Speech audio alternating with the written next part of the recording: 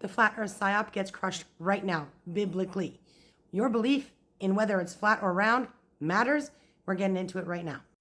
It is he that sitteth upon the circle of the earth, and the inhabitants thereof are as grasshoppers, that stretcheth out the heavens as a curtain, and spreadeth them out as a tent to dwell in. So we're clicking he that sitteth. We're going to the Hebrew strong. It means to sit, to dwell, to remain, to settle, to marry. I thought that one was very interesting since we're the bride of Christ, you know. So God's dwelling place, far above the earth. Upon the circle, I'm going to make you wait on that one because that's where the magic is. It's going to make you cry, so make sure you'll get some tissues. Of the earth, and the inhabitants thereof are as grasshoppers, that stretcheth, okay, so talking about God stretching, we're clicking on that, means to stretch out, to spread, to bend away the heavens, which means heaven and sky.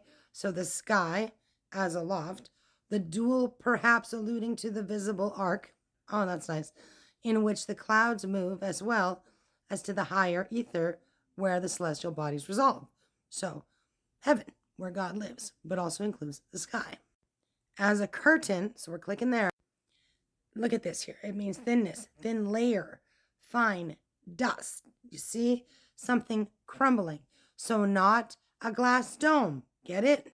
Then we're clicking on decac there, which means to crush, to pulverize, to make thin, to beat small. Clearly not a piece of glass. So forget the whole, there's a glass dome above the earth. That's the firmament. Stop. So to crush, crumble. So a thin layer of dust, kind of like the exosphere. Yeah, the density of particles in this layer is extremely low. Crushed particles. But we're going deeper. We're clicking the root of this word. The root origin being to crush with the foot. That's fun. You mean like this verse? Well, I will put enmity between thee and thy woman, and between thy seed and her seed, and it shall bruise thy head, and thou shalt bruise his heel. Especially considering this means to tread down. That's interesting. And remember that the earth is God's footstool, so God's heel is already on Satan. And through Jesus going through Mary's seed. You feel me? Them out as a tent to dwell in. We're clicking on as a tent. So a tent meaning tents are home. A tent as clearly conspicuous from a distance. What does conspicuous mean? Standing out as to be clearly visible. Clearly. And the root origin there, to be clear.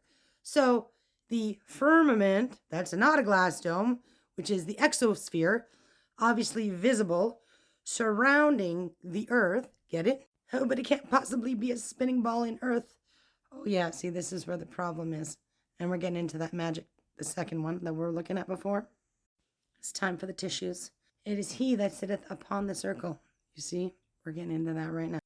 So you click on it, means a circle, a circuit, which is an enclosed system, a compass, and that's a noun, so we're going to check it out. The noun definition of a compass, a range or scope of something, the enclosing limits of an area.